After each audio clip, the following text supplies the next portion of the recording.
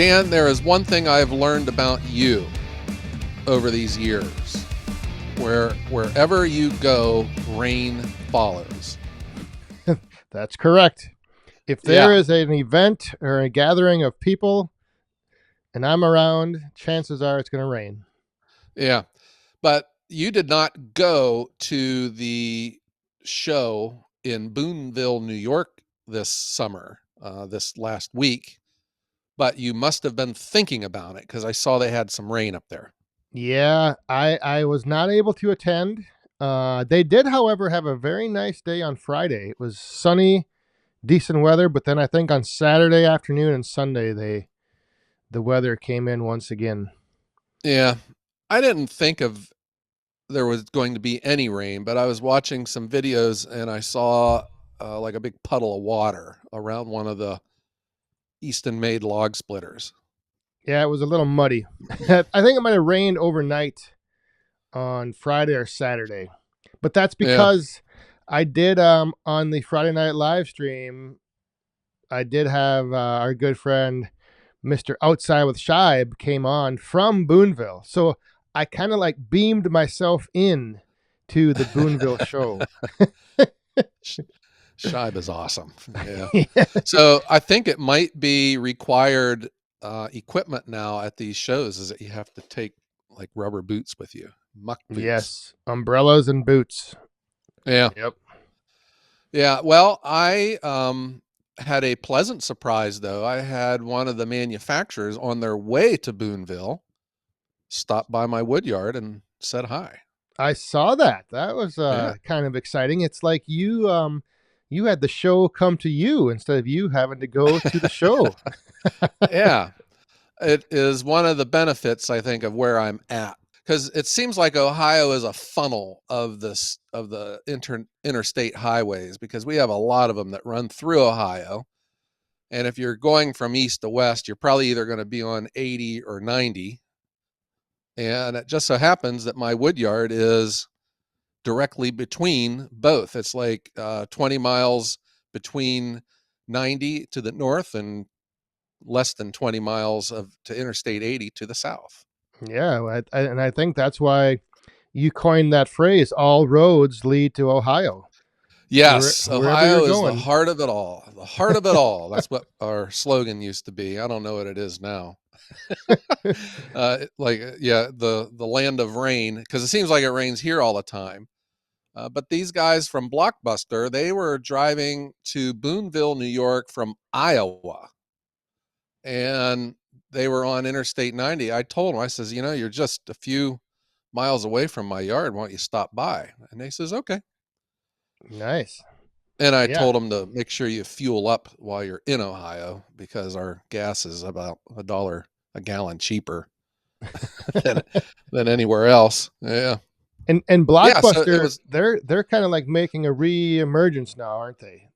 they are, and there were two. So Blockbuster has been around for a long time, and the founders and the operators had decided to retire, but they didn't like fully retire. They stayed open enough so that they could provide parts and support to the machines that are already out in production, which there are a lot of them. Yeah. So a farm equipment company purchased them. And the one gentleman, Jeff, he got with Blockbuster through this parent company. So he's new and he's still learning everything. But then they had their long-term associate, Tony, who's been with them for over 20 years, who's got intimate knowledge of the machine and how it all works. They were both at my yard and they showed me I guess their bread and butter machine, the 1820. He said it's their most popular one, and it looks to be well built. Yeah, I the other thing I noticed that they had with them was that conveyor, which seemed to be really long, like a big That one. was Yeah, it was a big one. It was a 30-footer. He says they'll make them any length. I was like, good Gee. night. That thing, yeah, it was blocking out the sun when they pulled in the yard. But I always thought the Blockbusters are neat. Now, this is before I was introduced to the Yappa 405, the processor I have. I had always said um, that there is not an owner of a firewood processor out there who doesn't wish it had more splitting power. Okay. But Yep. you never hear, well, of course, I've never said that. I think the 405 is awesome. It's never once jammed on me, by the way. But you never hear Blockbuster owners wish for more splitting power. I guess they're a pretty stout machine. Nice. Yeah, I've noticed that there's like a large operation here in Wisconsin, and I think they have multiple Blockbuster processors. You know, Oh yeah. they have a whole bunch of them running. But I think that was kind of like when that's kind of like the target market, I think, for the Blockbuster processors, like the bigger operations. Like I haven't seen a lot of, I guess, like maybe semi hobbyist professional owning Blockbusters, and I just don't, I've never seen much of Blockbuster from like a smaller scale operation. Yeah, I think blockbusters are probably not geared towards the hobbyist, but rather the non. Yes, the more commercial production level operation. I think so. And the thing that I had always found interesting about them is they have that air tank. They use Yeah, this air compressor, and I don't understand the. I think I understand. I'm probably going to butcher this right now, but so like, everything on the machine needs the hydraulic power, the saw motor, the clamp, the splitter, the conveyor. So they use this compressed air to help return the splitter, which takes stress off of the machine's need for hydraulic pressure for other things. yeah, that's kind Yeah. of how I understood it from your video. Is that the return cycle of the splitting ram is not requiring hydraulic pressure, and that pressure can then be used for the saw or something else. It's like Yeah. it's taking the place of hydraulics, Yeah. moving the Well, ram. and I don't know if it is 100% air return or if it's like air assist, you know. Yeah. So, yeah, I don't understand it. I understand it, but I don't understand it. Does that make it's sense? it's helping some way to improve, I think, speed and efficiency, and just directing the power of the hydraulic pumps to a different part of the machine. Yeah. Yeah, Yeah. And something and like and that. it's and it looks cool, I'll say that. I think it's Yeah. a yeah, and then I don't know. I was looking at it, standing next to it and telling him how nice of a red-looking machine this is. And he looks at me like I had two heads, and I was like, "What?" He goes, this is orange." I said, "No, it's red." He goes, "Joe, this is as orange can be," he said. That's because that conveyor was blocking the light, so in the shadows it looked I like it think. was red. Yeah. Yeah. So, okay, so there is I think what I want to do though is I want to learn more about hydraulics because there's like a science involved with it, you know. I kind of experienced that with my new Easton made axis splitter. There's been a reworking and a upgrading of the hydraulics, and then man, is it awesome. Yeah. Yeah. But I need to I understand, I think, the basics of this. I compared it to like a car because there's always that trade-off between speed and efficiency, and power and Power. speed Yep. and Speed and power. yeah. So I think in that, like, the faster you can make a hydraulic ram work, you give up some of its power, maybe. Hmm. But Yeah. there's probably ways, and that's where like competition is bringing this to us, where they're finding new and exciting ways to get both. You know? Now, did you see the Blockbuster run, or did you see like does that air compression, like do you hear it like go psh or anything, when it's pushing the ram back, or I did not see it run. I have never ever seen one run. However, teaser, uh-oh. we all just might be here in the near future. Oh. Oh, Yeah, but that still teaser. doesn't mean that I know what I'll be talking about. It doesn't mean that I, I'm not an expert here. I Oh. yeah, I am not a scientist when it comes to hydraulics. But Dan, I didn't realize this, but you are now a scientist, or at least you tried to come off as one of your recent videos and talking about wood drying. Yes. It's either stacked or left in piles. Which one's best? And you did a scientific research project involving a roll of toilet paper and a leaf blower, That is which, correct. yeah, which I had concluded was needed for after a bad night of eating too much chili. Well, if yes, nothing screams science like toilet paper and leaf blowers. And a Let, leaf let me just, blower. yeah, Yeah. that's right there. I mean, that's as serious science as you can get. But Yeah. but no, I kind of had this idea for a while, just talking, with a bunch of people and seeing different things happening online, and the topic is always, people always throw out the term airflow. Oh, you get a lot of airflow. You get plenty of Yeah. airflow, but I think when wood is tossed in a loose pile, the airflow is restricted because there's not the openings for it to move through the pile. Yeah.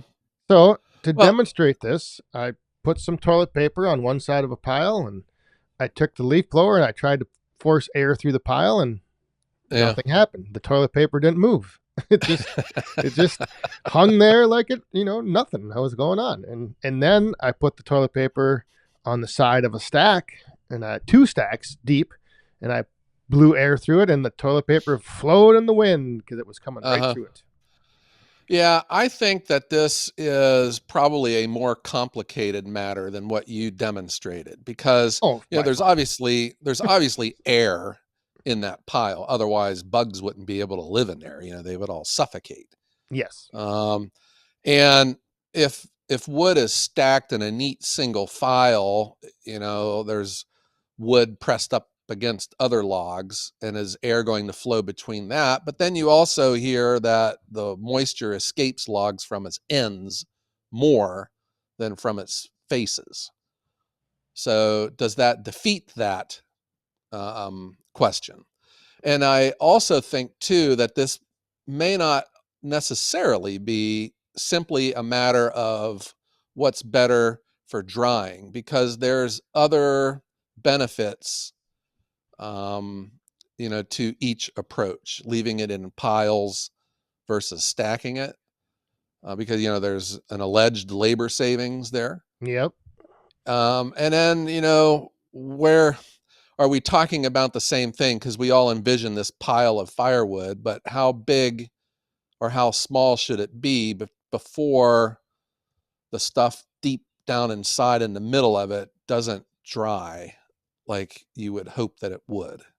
If you Yeah. had a small pile versus these gigantic cones, that are 40 feet up in the air. Yep. Yeah. Yeah.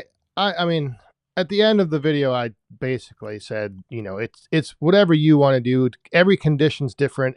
Even depending on like what area you live in and the humidity you get, and so there's so many factors that go into it. But my one core point was, on the inside of a huge pile of loosely tossed wood, yes, there's more air space, but that space is not connected with open corridors to allow air to just move right through it.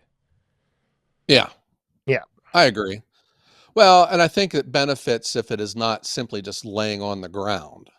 Yeah. If there was pallets or an airspace of some sort from the bottom, because that's going to aid in airflow too in the big pile. But this is taking me back to my scholarly years. A, an objective researcher would look at this and say, this is certainly a testable hypothesis. So I mean, this would be prime for just a study, because what you would do, you could get two cohorts of wood of the same species from approximately, made and split the same time. One is stacked in a single file row, and the other one's left in a pile, you would take pre-measurements of its weight and its moisture content, and Yep. then you let it sit there for 1 month, 2 months, 3 months, 4 months, 5 months, 6 months, taking readings and weight differences, and then comparing. And then with the pile, you would say, well, let's look at the logs that were on the outside of the pile compared to the inside. And then you would look at the stacked firewood and say, well, let's look at the logs that are at the top of the pile versus at the bottom.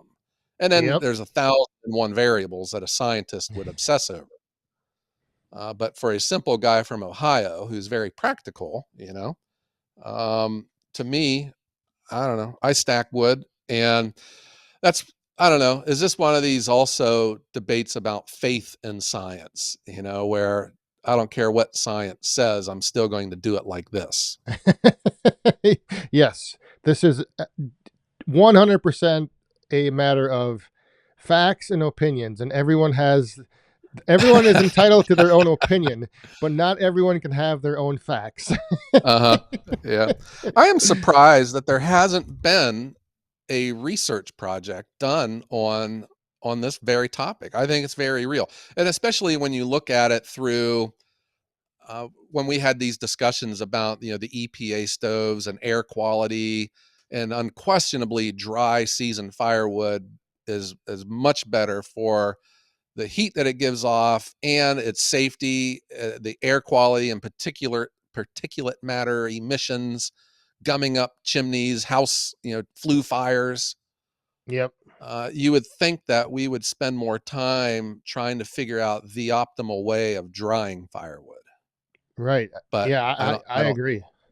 I don't I, ever see it out there. I think that, I mean, again, there's so many variables that come in, your location and everything else. But I've just, in my experience, and from talking with many people who loosely stack wood, they will always say at some point they found, wet, moldy wood in the middle. But you hardly ever hear that with stacks. You hardly ever see that. Yeah, And the one, the other thing to think about is like, for air to flow, you need a change in like pressure of the air. And so, air isn't just going to flow up, move around without something pushing it. And that's where I think the piles, you have more resistance when you try to have air get pushed through it. And with stacks, I think it's you can like see through a stack. You yeah, can see air, you can see airspace. yeah. And I I don't saw know, that with that stack of hickory I had. The wind was blowing, and it was blowing that sand right out from the middle of it. the dust. So you can't tell me that wind's blowing through there. It just seems to me that stuff left in piles, and that's where like these big operations, they always turn the pile. They'll get their gigantic front end loader and just start digging into it and moving stuff around, because the stuff in the middle can mold. It gets wet Yep. and it doesn't dry off. The air movement, the sun, the heat from the sun isn't getting to the stuff in the middle. But I think that also gets down to how big of a pile are we talking, you Yes. know? Yep. Because certainly I would argue that the smaller ones, now I'm saying all this here just from using my own common sense for being alive for this last 50-ish years. It just seems to me that the stuff in the middle at the bottom, which is still product that you've put labor into to sell, is not getting the benefit of heat and sun and wind as the stuff on the outside of the pile is. Correct. Yeah, I Yeah. don't think it is either. And another factor that comes into play is if you're running into a pile, how often you add to that pile. If you run into a small pile and it sits for a week or two and then you add to Yeah. it, that is going to have a better chance of then being drier in the center just because the center had a chance to dry out. But if you run like, 5 days in a row and you just make a huge cone, I don't know. Yeah. Now that's the scientist in me speaking. I would say, I don't know. I got an idea, which is what a scientist would call the hypothesis, but you test it. Yes. And you would test, you would say, the hypothesis would be Stacking wood is better for seasoning than leaving it in a pile. Okay, whatever well, you would have to be more specific. It is better in lowering internal moisture content over a 6-month period. Yes. Okay, and then all the other stuff like mold and bugs and stuff is probably sidebar discussion, but we're really looking at just the seasoning of it. So I don't know the answer. I'm saying it's testable and someone should test it. If there's people out there in these colleges that are looking for a project and these agricultural extensions that are associated with like the large state institution of your state, it's a testable hypothesis. I don't know the answer. I would argue, I believe, that it would be stacking. I think you can't beat it, but I could be wrong. And if I'm wrong, my point is, if I am proven wrong, I'm still going to be stacking my firewood. And I mean, I can't remember the exact title, but there's a book out there, something like The Scandinavian Art of Drying and Burning Firewood or Yeah. something. And Dan, that I look what I have in my hands right the here. Norwegian wood. Yeah, there we go. Something. The Yeah, I Scandinavian have the way. book right in front of me by Lars Mitting, and he's still around. We could probably look for him, see if he'd be interested in And joining yeah, the so podcast all one I'm day. saying is throughout the course of history, man learned something about firewood, and it was that it should be stacked so it would burn better. Not until the variable of money was introduced into firewood did Or that thought machines, change. yeah. Big And front end loaders, though, yeah, huh? and so now the thought is I don't want to waste time and money stacking It's it not. because I can sell it anyway. Yeah, which I would argue is the biggest problem of them all, because it is not wasting time. It is making, your product better and more valuable. So it Yep. is worth every second that you put into stacking. The So more yeah, do I need to say this again here? I need like flashing lights when I say this. The more you touch your firewood, the more you process it, the more times you fiddle with it, the more valuable it becomes. If anyone tells you different, they are incorrect. correct. Yeah. Have you ever seen the guys that make like candy canes, like hard candy? Yeah. Have you ever seen that process? Very satisfying. They take a big ball of like this doughy stuff and they put it on a hook and they keep Yeah. pulling it down, putting it on the hook, pulling it down, putting it on the hook. It's like how as a firewood guy, we would sit there and say, how many times are you going to touch that candy I know. and waste your money to make your final product? But there's a reason that you have to keep, the more you put into it, like you said, the more you get out. Yeah, I think if the firewood industry was in charge of the oil industry, we would all be walking to work in the morning. God, why are you drilled oil out of the ground? Why are you spending all that time putting it in barrels? Why are you spending all that time putting it in quarts? Why are you Yeah. refining that oil? You're wasting your time. Too Why many refine touches. it? Yeah. Why are you wasting all that time making gasoline with that oil? Just, oh boy. Yeah. See, we could get going on this, and Yeah. But we better reel ourselves in here because, like I said, yeah, well, there that was is some. though, this is, Dan, what I'm talking about though, that the stacking or piling debate, okay, we're looking and focusing on drying it. Now, I would argue, and that's what I'm saying, even if you prove to me, and I could be wrong, if you prove to me that leaving it in piles is just as good, if not better, than stacking it, I would still stack it because I don't like looking at gigantic piles of firewood. I think stacking it just looks beautiful. And there is a utility where, because I still buy firewood, and this guy up the road, it's in piles. And I know what it's like to load a trailer off of a pile where you bend over, pick up two pieces, throw it in the trailer. Bend over, pick up two pieces, throw it in the trailer. Yes. If it's in stacks, you broadside your trailer and you can pull out 10 pieces at a time, all neatly stacked up against your chest, and you toss them into the trailer. Loading off of a stack is way more efficient than pulling it out of a pile. Yep. And okay, well, go get a front end loader, but guess what? You know, I don't have one, Yeah, or I don't want one, or the guy that I buy my wood off of doesn't have one. and I don't want to take the extra time and waste money stacking wood. Instead, I'll buy an $80,000 loader to do it. Because now I'm actually ahead of the game. Yeah, right. Yeah. Well, and that everything, we're getting into another issue here. Life, why does life involve firewood? You know, I think firewood can explain everything about this. This is what we're talking about as an economy of scale, you know, and how you want to run your business. And I had always said I am not a volume producer, and if I were a volume producer, I wouldn't be able to do the things that I do. But I don't get the supply, I don't have the space, I don't have the money for equipment and capital. I mean, I don't have the capital for all of this equipment needs. So the economy of scale for me is sole proprietor. I try to maximize every penny I can out of every single log, and I stack my firewood. Yep. If I sold thousands of cords a year, it would be different, but I don't see that happening anytime soon. Yeah, I that was the rabbit hole that I right from the beginning did not want to go down, was chasing the volume game and having to try to make up in volume in order, it's like Yeah. you always are on the, like, you gotta sell more, gotta sell more, gotta sell more. And as a hobbyist, I decided to go a different direction. Yeah.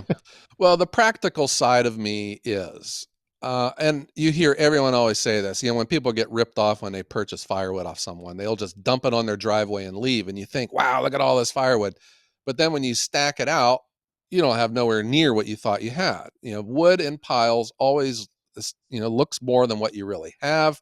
It takes up way too much space. And if I have, I probably have 50 cords of stacked wood in my wood yard right now, you know, and it's in a very small confined area. My wood yard's not that big, but just think what 50 cords of, you know, a big pile of conveyored Oh, wood would look like. You know, Mount it makes my, Woodmore.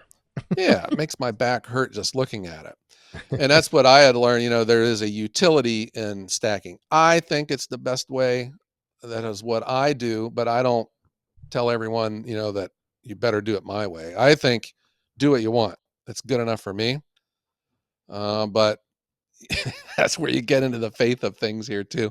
Even if I'm proven wrong, I would probably still, I'd keep Yep. stacking. Yeah. Yeah.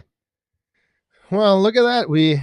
I think we may have just, solved this, and I didn't even have to bring out the toilet paper. So. Yeah. We didn't solve anything except having fun with toilet paper and a leaf blower. Right. And again, that was one of the main other points of my video at the end. I did say, whatever works for you, find out what works and just do it. Don't, because you see all these people asking questions like, what should I stack? Should I pile? Should I just, Yeah. Try it out, see how it goes. And hey, if it works, whatever works, go with it. Yeah. I still get comments on mine. You know, I won't even be talking about my, you know, the stacking firewood. People see my yard.